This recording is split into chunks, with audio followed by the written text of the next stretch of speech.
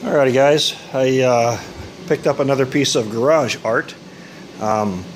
This is basically a 2014 Silverado 5.3L.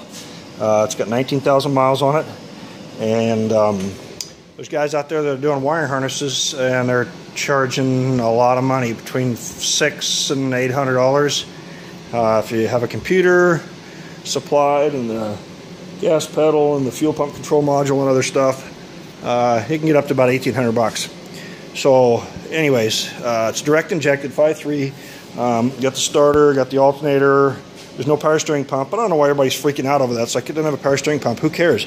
Go get yourself a Volvo, or there's tons of other cars that have electric power steering pumps on them, and just run it off of that. Big deal. I mean, everybody's freaking out over it. So basically I got it complete from the flex plate all the way to the mass airflow sensor. So what I'm going to do is, I've got a 5.3 that's going into a 69 Z28. I'm going to finish up the wiring harness. That motor's gone. It's got a 4L60E with it. So going to start building wiring harnesses for the direct injected motors. So I want it to look fairly factory, and the vehicle's going to go in, and I'm not quite ready to say what that vehicle is just yet. But so what I did was, I went to the salvage yard when I got the motor, and I got the factory fuse box that goes underneath on the driver's side fender well. And there's only a couple relays in here, but in order to make it run, you basically take all the chassis connectors, all the fuse panel connectors, and they basically bolt to the bottom of that. And the only one that you really need is the X2, which is a green connector. And then coming out of there, you have all your gas pedal wires, check engine light, OBD2 port, and that kind of stuff, which is not a major ordeal. And guys are saying, well, you can't get any tachometer off this thing. Well, there's options in the software that I have for turning on the tachometer for an output pin off the engine computer, and also for the speedometer. We've got a solution for that, which is really, really affordable. So anyways, I got one of those. 2014 is different. It's kind of like a 98 LS, 1 PCM.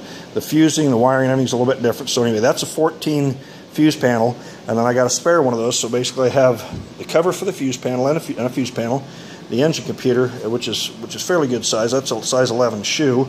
I got the body control module matched to the truck. The program, you can only program them once with the VIN and the options from the truck.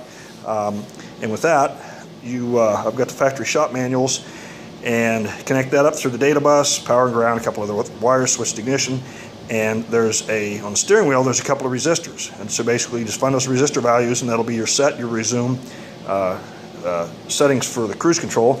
And then I've got the factory truck gas pedal with the pigtail and the fuel pump control module.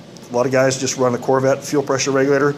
This will pulse width modulate the fuel pump, and will drive the direct injection system, the pump back there, to 72 PSI.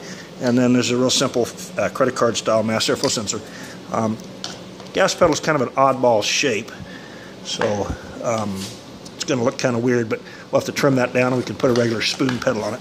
So anyways, that's the next engine project. And like I said, that motor is going to go on my engine run stand, and I'll be able to fire it up and see it working.